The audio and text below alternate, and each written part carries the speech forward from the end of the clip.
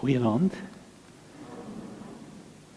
Ek het tog lus om vanaand vir julle te vra dat as julle nou sou reageer op die vragie wat elke keer aan die begin van 'n erediens is. Waar het jy vir God beleef in die afgelope tyd? En dan wil ek vir jou vra, wil jy nie in enkele woorde vir die een wat langs jou sit en wat die naaste aan jou is, wil jy nie iets daarvan deel nie? Nou weet ek, dis nie 'n vraag wat sommer net so 'n antwoord het nie. En partykeer moet 'n mens lekker rustig raak en jy moet stil raak en jy moet nadink. En daar's ook nie altyd noodwendige antwoord van jou kant af op hierdie vraag nie. Maar as daar iets is wat jy sou kon sê vir die persoon wat naby aan jou sit, wil jy dit nie in 'n paar sekondes doen nie.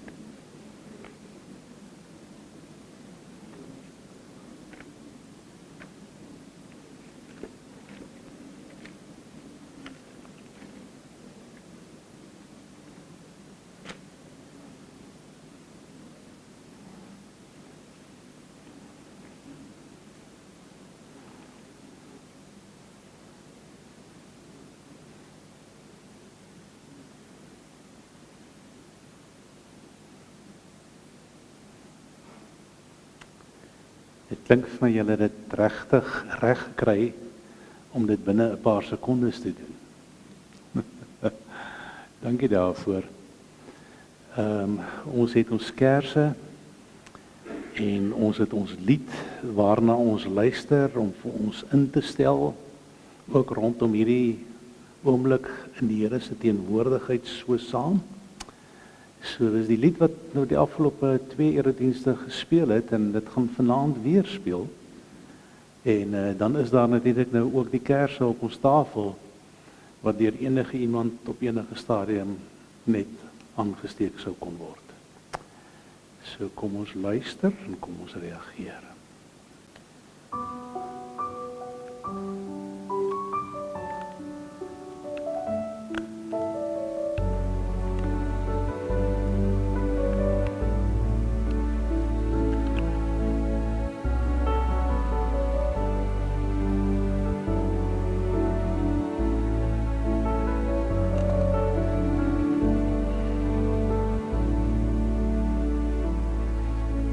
Nader tot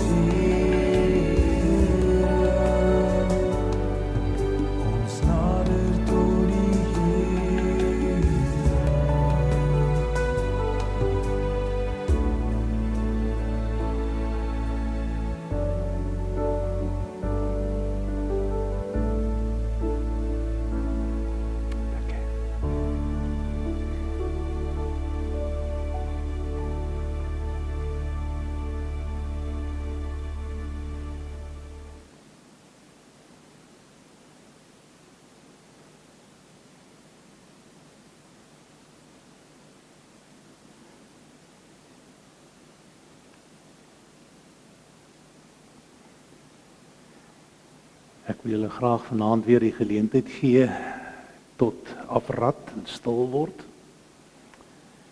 En ek wil nie elke aand noodwendig hierdie manier van gebed uitrek en herhaal nie. Maar ek het nou ook vir julle gesê dat daar tye kom wat 'n mens voel, nou is ek nie in my comfort zone nie. En ek weet daar's baie van ons wat dalk nou al deel was van so 'n proses en ander nie.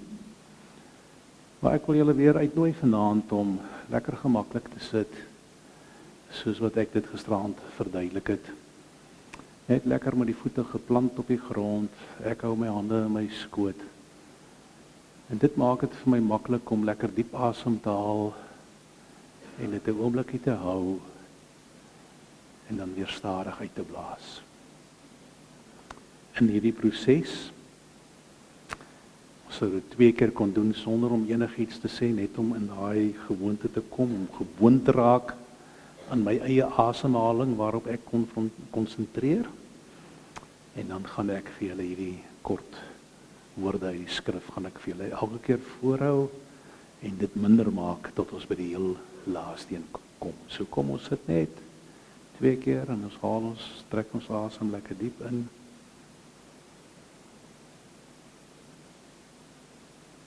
Hou dit 'n oomblik en blaas dit stadig uit.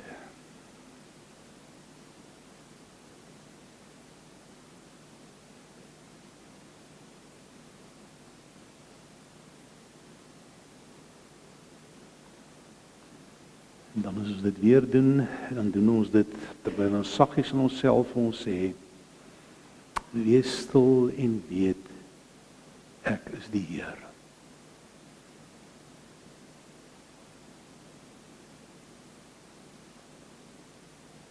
Wees stil en weet, ek is.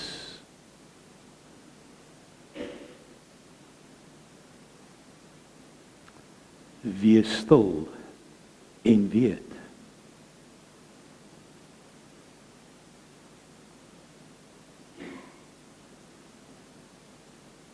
Wees stil.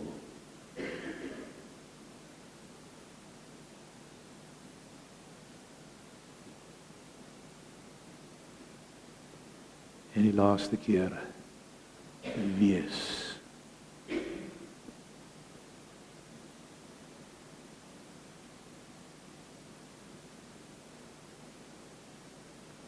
Here, u weet dat dit 'n stokou manier van gebed is in die Christendom.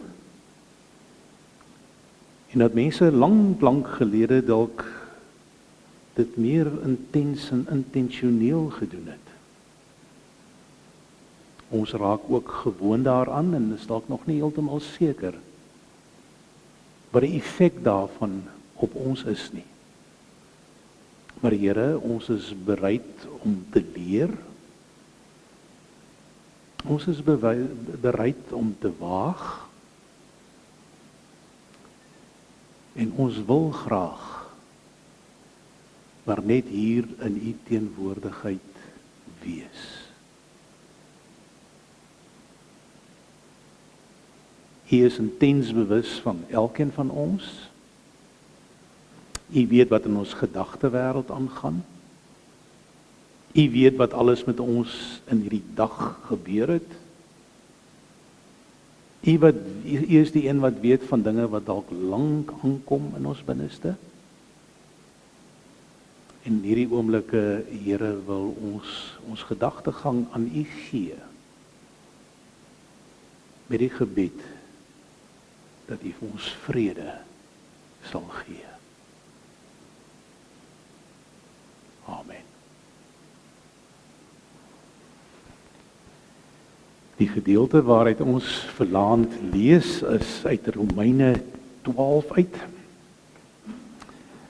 En ek dink ons gaan so min of meer vir die paar aande wat voorlê elke keer stil staan in Romeine 12. Die verse wat ek daar het, is net die eerste 2 verse in hierdie aand en ek het dit in die 83 vertaling En ek het dit ook in die boodskap. Dit klink soos volg. En nou doen ek 'n beroep op julle broers, op grond van die groot ontferming van God. Gee julleself aan God as lewende en heilige offers, wat vir hom aanneemlik is. Dit is die wesenlike van die godsdiens wat julle moet beoefen. Julle moenie aan hierdie sondige wêreld gelyk word nie, maar laat God julle verander deur julle denke te vernuwe. Dan sal julle ook kan onderskei wat die wil van God is en wat vir hom goed en aanneemlik en volmaak is. Ek het op 'n stadium gedink om direk aan te gaan na die riglyne wat 'n mens later aan kry in die gedeelte. En het algaande besef maar dat dit belangrik is om tog ook by die eerste gedeelte van Romeine 12 stil te staan. En in die boodskap klink dit soos volg. Ek wil nou 'n baie ernstige versoek tot julle rig. Ek doen dit omdat julle begryp hoe baie God vir julle omgee. Gee julle hele lewe aan hom. Julle moet lewende offers in God se hand wees. 'n Lewe wat voltyds afgesonder is vir hom, is presies waaroor godsdiens gaan. Moenie tuis raak in hierdie wêreld met al sy boosheid nie. Nee, laat God julle van binne af nuut maak. Laat hy julle manier van dink verander, sodat julle kan weet wat hy van julle verwag. Dan sal julle ook weet wat sy wil is. En hoe julle hele lewe elke dag aan hom moet oorgee. Soos baie van die teksgedeeltes is hierdie in aller waarskynlikheid ook baie bekend. Veral as ons dit lees vanuit die 83 vertaling. Ek weet nie of julle dit ook agtergekom het nie, maar hier is een saak wat vir Paulus van baie groot erns is. En hy spreek dit eers aan hier in hoofstuk 12. Nadat daar 'n klomp dinge is waaroor hy vir ons agtergrond gegee het, en ek wil amper sê 'n fundament wat hy gelê het. Wat is volgens Paulus die wesenlike van die godsdiens? Iets waaroor hy baie groot erns het. En daar sien julle dit. 'n bietjie in 'n ander taal gesê. Die ding waaroor dit vir Paulus gaan, is oor geleefde Christendom. Hy sê dit is die wesenlike van godsdiens. En as ons in die 83 vertaling lees, dan sien hy spreek die mense aan deur te sê broers. Wat in daardie tyd ook dan die ervaarbare was, dat dit insluitend is dat hy eintlik sê broers en susters. Hy kom doen hierdie ernstige beroep. As ons dan nou hier sit in hierdie aand, dan dink ek sou ons kon identifiseer met iets wat in hierdie twee geleesde gedeeltes na vore kom. Ons weet hoeveel God werklik waar vir ons omgee. En dit kom soveel kere, byvoorbeeld in ons eredienste na vore, dat ons dit gehoor het. Daar was groot klem daarop gewees van adventstyd af. Deur in lydenstyd. En ek kan onthou hoe ek op 'n stadium 'n teks gelees het uit die evangelies uit, waarvan die tema daarvan was om te sê God se hart bloei vir ons. En so weet ons dat dit waar is. Ons weet met alles wat ons hoor vanuit die skrif uit, dat in daai fase van sy lewe is sy liggaam vernuweer. Totdat hy maar net eenvoudig sy asem laat gaan het. Gesê het, dit is volbring. en sy asem uitgeblaas het. En in die eerste 11 hoofstukke van Romeine gaan dit oor hierdie agtergrond. By tye moet jy vir Paulus baie mooi luister, om hom regtig waar tot in die volle intensiteit van dit wat hy sê, om hom te volg. Maar nou dink ek, as hy hier by hoofstuk 12 kom, dan is hier 'n groot wending wat na vore kom in hierdie boek van hom. En ek dink sommer met die wegtrek hierso, hoor ons dat hy sê, as al hierdie dinge dan nou waar is, en dis al hierdie dinge wat waar is in hoofstuk 11 nie kom grondvat in my lewe nie, dan help daai klomp boeke en verse wat hy daaroor geskryf het eintlik niks nie. En dan sê hy op 'n sekere manier vir ons dat geloof en hoop is twee dinge wat by mekaar hoort. Dis amper soos twee karperde wat die wa moet trek. En die twee perde moet saamtrek. Die een kan nie dit sonder die ander een doen nie. Of die disselboom sal in die proses breek, of die rytuig sal dalk van die pad moontlik in 'n sloot beland. Liewe broers en susters, as ons Christendom nie iets konkreets in ons lewens raak nie, as dit nie sigbaar raak nie, as mense dit nie kan beleef nie, dan is dit sommer die godsdiensding van ons sommer maar net 'n blote hersenskim. Die mense amper kon sê, dit is dan soos 'n seebel wat bars sodra dit teen die skerp kante van die harde werklikheid skuur.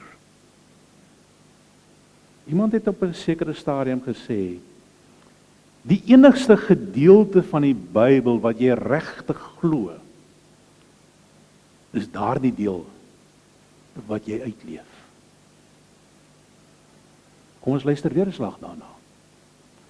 Die enigste gedeelte van die Bybel wat jy regtig glo, is daardie deel wat jy uitleef. Daar's baie plekke waar daar duidelik hieroor gepraat word in die Bybel. En een van die boeke wat in sy geheel sekerlik die meeste daaraan aandag gee, is Jakobus. Jakobus wat duidelik daaroor praat en sê, die belangrikste toets wat daar kan wees vir die egtheid van my geloof, is die manier waarop ek elke dag lewe. Lukas praat op 'n stadium daaroor en dan sê hy, watter sin het dit as julle sê, Here, Here, en nie doen wat ek sê nie. Ek dink as ons praat oor gehoorsaamheid, dan vra dit 'n daaglikse afhanklikheid van die Here, dat ons gewortel sal wees in God en dit wat hy vir ons sê. Gehoorsaamheid het ook te doen met 'n definitiewe vaste besluit wat 'n mens neem. En dan is daar 'n sterk stuk selfdissipline wat daarmee gepaard gaan. En dan moet daar ook 'n bereidheid in ons aanwesig wees om onsself voortdurend onder die werk van die Heilige Gees te laat, om toe te laat dat die Gees van God ons lei en dat hy in ons werk. Paulus kom hier en dan sê hy, ware godsdiens is dat jy bo alles jouself as 'n offer aan God sal gee. Dat jy jouself bo alles as offer aan God sal gee. En dan as 'n mens nou gaan kyk na selfs 'n meer duidelike vertaling van die Griekse term wat daar gebruik word, dan sou dit sê, so word julle godsdiens eers werklik sinvol. Wanneer die dade deel van my lewe is, wat dit sigbaar raak in my lewe, dan kom my godsdiens, dit waarin ek glo, kom dit tot volle uiting. Die mense wat daar in Rome gebly het, het 'n baie sterk verbintenis gehad met die ou onderontwikkeling van die volk van God. En hulle het hierdie ding verstaan en geken, waar dit gegaan het oor diereoffers wat gegee moet word. En hulle het ook geweet, dit het so gewerk dat as jy jou offer gebring het, dan was dit nie noodwendig nodig gewees dat jy ook jouself sou gee nie. Want die gee van 'n offer was 'n simbool van die aanbidder, wat eintlik 'n simbool was van oorgawe aan God. En die gevaar, en dit word vir ons baie dikwels uitgewys in die Ou Testament is, dat dit maar net 'n simbool gebly het. Dat dit maar net 'n gebruik was, sonder dat dit regtig ware uitwerking gehad het op Ou Testamentiese mense se lewens. Paulus sê tog hier in hierdie gedeeltes baie duidelik, jy moet jouself gee. Ek moet my hele self vir God gee en aan hom toewy. God vra nie, Paulus sê hierso, God vra nie die tweede beste nie. Hy vra nie maar net 'n deel of 'n deeltjie, 'n gedeelte van myself nie. Hy vra dat ek met my hele wese toegewy aan hom sal wees en toe te laat, omdat ek dit glo, dat dit posvat in my eie lewe. Aan die einde van die Tweede Wêreldoorlog was die geallieerde magte nie maar net was hulle nie bereid om enige voorwaardelike oorgawe van die Duitsers te aanvaar nie.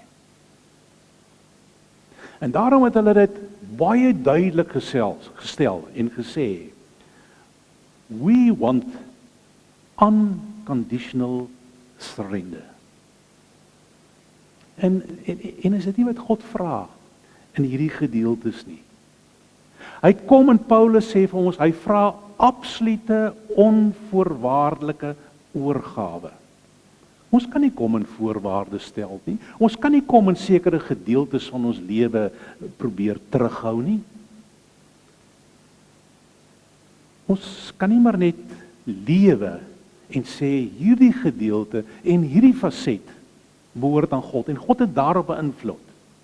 En dan is daar dinge wat ek sommer maar net eenvoudig doen soos wat ek dit graag wil doen nie. So as dit gaan oor hierdie absolute onvoorwaardelike oorgawe, dan sê Paulus vir ons, dan is dit die punt wat disippelskap eers 'n werklikheid raak in my lewe.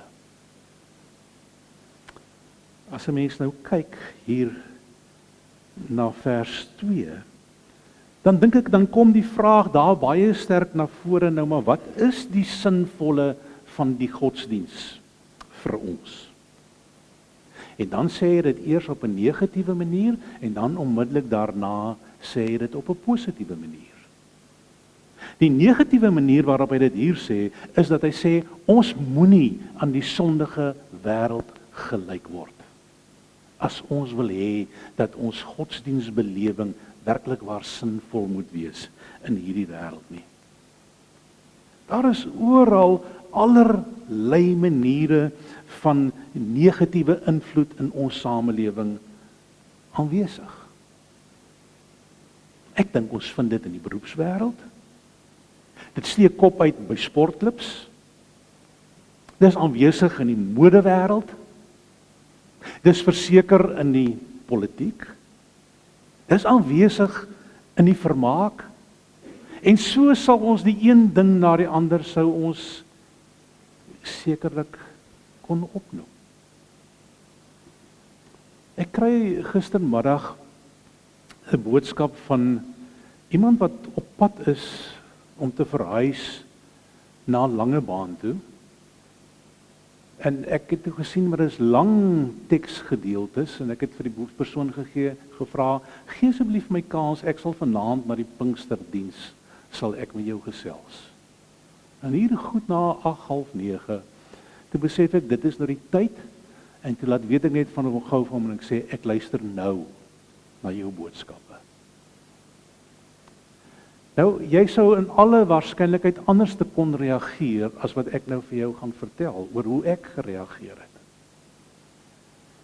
Die persoon stuur vir my 'n boodskap, en hy gee vir my 'n lang uiteensetting van sy lewe.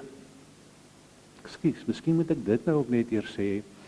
Hy sê toe vir my, hy volg ons eredienste en die dinge wat op die internet en op Facebook kom, volg hy al 'n redelike lang tyd. Nou dit sou waarskynlik kon wees omdat hy weet hy is nou op pad na Langebaan. Maar hoe langer ek luister, hoe meer besef ek hierdie man en sy familie se lewe val uitmekaar. En dit raak regtig waar my hart terwyl ek na hom luister. En dan op 'n sekere stadium dan sê nou hy is nou op pad na Langebaan toe, maar Langebaan raak Langlaagte. En nou weet julle wat gebeur met ons op ons telefone alles, nê. En wat kry mense met ons reg? En waarna toe vat ons hulle ons op die ou einde? Nou soek ek op Maps vir Langlaagte. En Langlaagte is daar ergens in Johannesburg se omgewing, sê Maps. Nou vra ek vir hom, ek sê vir hom, nou ons het nog nie persoonlik begin gesels nie. Ek vra vir hom, kan ek net seker maak, wat is die plek waarna toe jy op pad is? Hy stuur vir my weer 'n stem. Hy sê, Dominee, ek praat partykeer so de mekaar. Ek is op pad Langebaan toe, nie Langlaagte toe. Hy stuur vir my 'n reeks foto's van hom en sy familie en waar hulle in 'n hophuis bly en al die soort van goeders. En van sy vrou wat nou baie onlangs begrawe is, sy kinders, die dominee wat dit gedoen het, dalk ken ek die dominee, jy weet, ensovoorts. En hy wil weet of ek dalk vir hom raad of hulp het. Op die ou ende kom dit daarop neer dat hy R700 nodig het om met een of ander vervoer tot hier in Langebaan te kom waar hy werk gekry het, en hy gee vir my die persoon se naam en sy telefoonnommer. En ek begin toe met hom te praat. Maar in die gedeelte, en dit is eintlik waar ek wil uitkom, vertel hy vir my hoe hy saam met sy vorige werkgewer, waar dit baie goed gaan in die voertuig was, en waar die voertuig in 'n ongeluk was, en die persoon, hy het nie die voertuig gery nie. Nou is ek half onseker op die oomblik of die ander persoon dalk in die ongeluk oorlede is. Maar sy werkgewer kom toe en hy vra vir hom of hy asseblief sy bestuurderslisensie sal kom voorhou, sodat vir die eise wat gedoen moet word en vir die saak wat volg, dit dan ten minste 'n goeie aanduiding is dat die voertuig wettig bestuur is.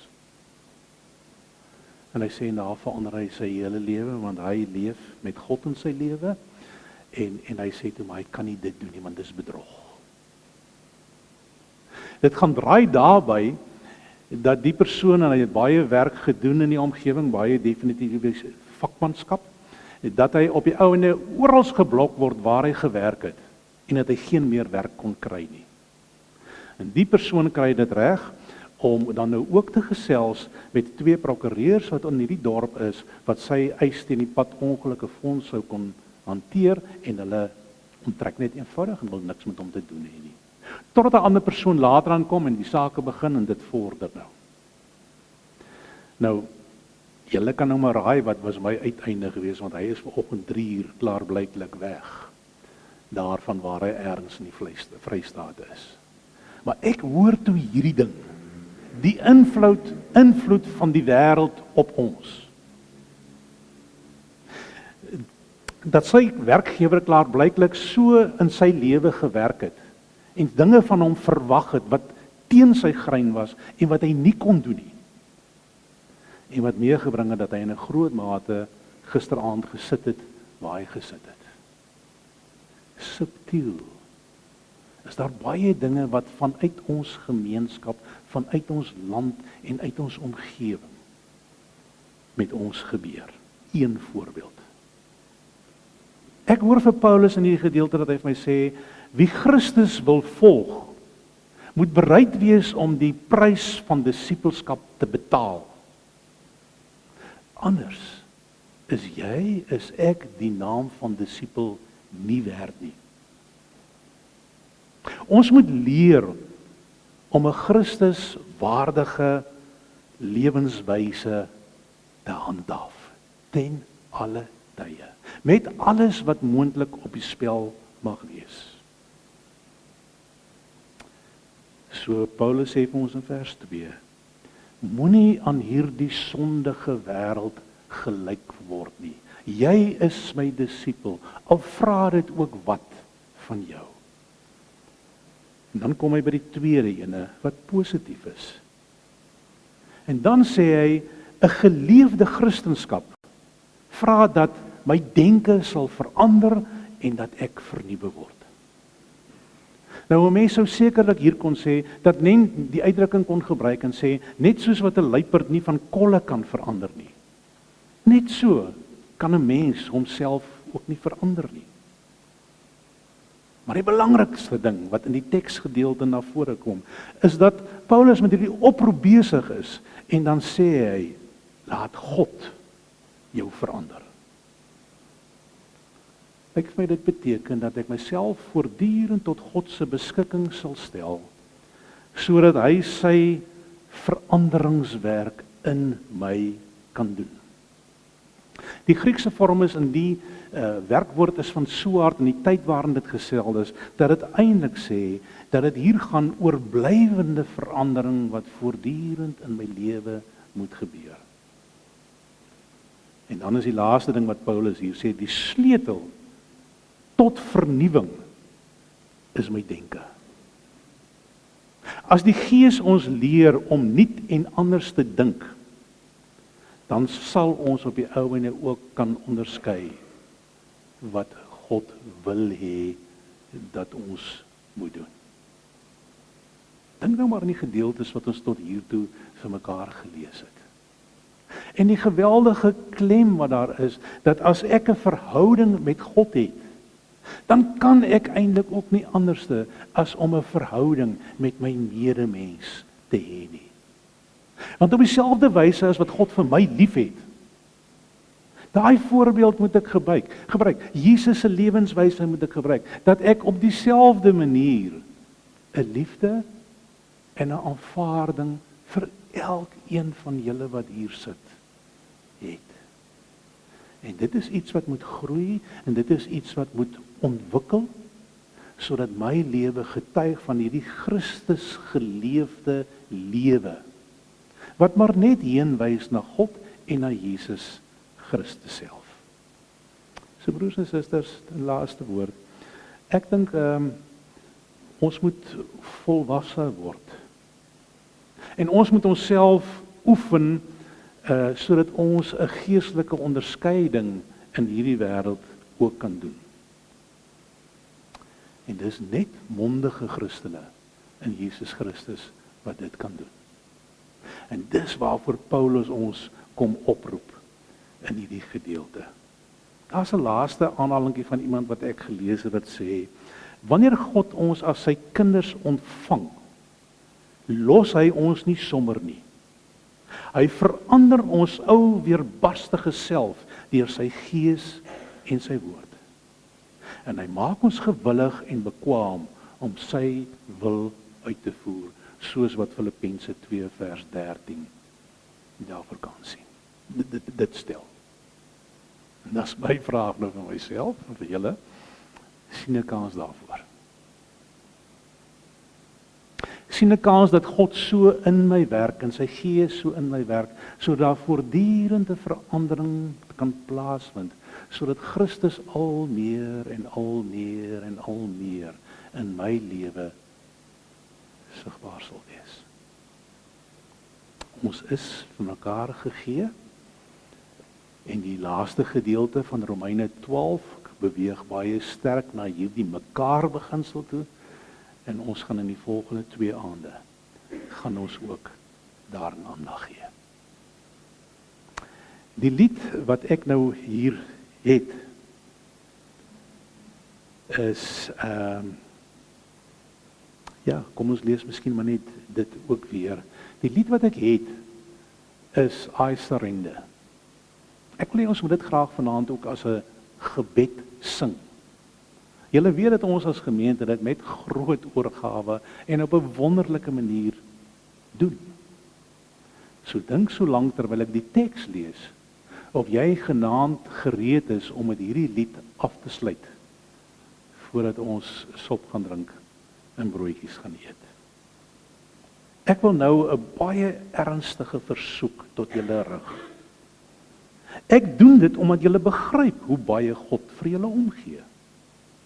Gee julle lewe aan hom. Julle moet lewende offers in God se hand wees. 'n lewe wat voltyds afgesonder is vir hom, is presies waaroor godsdiens gaan. Moenie tuis raak in hierdie wêreld met al sy boosheid nie.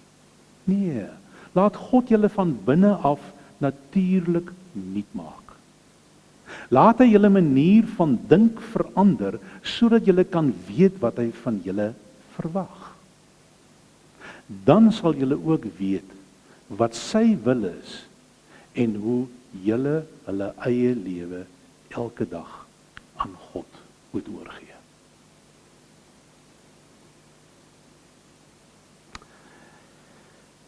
Ons gaan die lied speel en ek wil vra as jy daarvoor reg is dat jy sal opstaan en dat jy regtig die lied sal gebruik as 'n gebed tot God.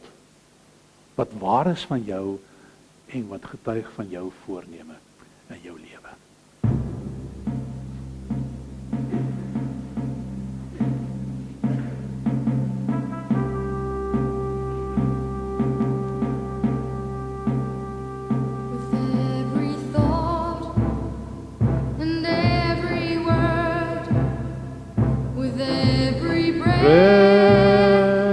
And all that I am, want to love you as long as I live, for you are my God. I surrender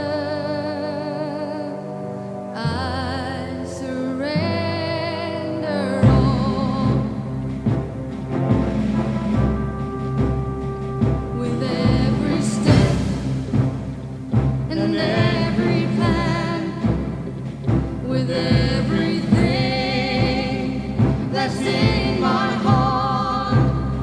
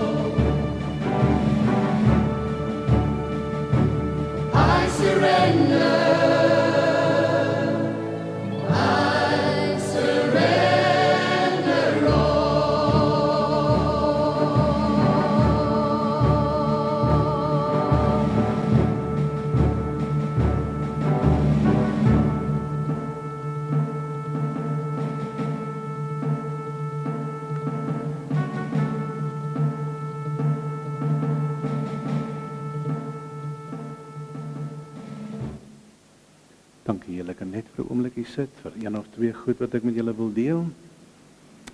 Die begeleidingsgroep kan ook vir ons na vore kom vir die laaste lied wat ons gaan sing. Ek herinner maar graag daaraan dat in die aande, in die tyd wat ons so bymekaar kom, die bydraes by die deure gaan vir Bybelverspreiding. En Bybelverspreiding is vir die Bybelgenootskap se Bybels wat hulle vertaal, beskikbaar stel, en daar's baie praktiese maniere waarop hulle dit ook doen, en dat dit ook gaan vir Bybelverspreiding wat hier binne ons eie grense gedoen word. Dit is by die deure, en dan het ons vanaand weer eens ons sop en ons broodjies, en ek het heerlik gekuier, en ek het sommer my aandete ook gehad, terwyl ek gestaan in die saal saam gekuier het, so baie dankie vir elkeen wat dit moontlik maak, wat vir ons bedien, en dan is daar nog 'n groot opwassery wat ook daarmee gepaard gaan, so baie dankie vir elkeen se insette wat dit betref. En julle is maar half skamerig om foto's te neem, met die rampies wat daar in die kerksaal is, maar waag dit, ek het nou eintlik op 'n kol gedink, ek moet reël dat die grootte ook sommer kan gaan tot die saal toe, dan kan mens nou lekker baie mense daar gestaan, maar ek moet by sê, ek kry daarom ook heel wat foto's, so julle het gesien dat die heel eerste enetjie wat op was die kerkraad wat Sondag hier was, en hulle het so amper al hulle gesigte ingekry daar in daardie skerm. So, wees deel daarvan, deel die foto's met ons, en dan kan ons dit ook geniet. En dan wil ek sê, liewe broers en susters, mag die Gees van God en God self so in julle werk, sodat julle lewens al meer en al meer sal getuig van die ware en die lewende God. Die Heilige Gees is 'n werklikheid. Hy's uitgestort oor ons. Hy is in ons lewens as gelowiges. En mag julle dit ook beleef, hoe hy in julle lewens werk in hierdie tyd. Amen. Kom ons sluit af met hierdie laaste lied. Elke aand gaan dan heen, gaan in vrede.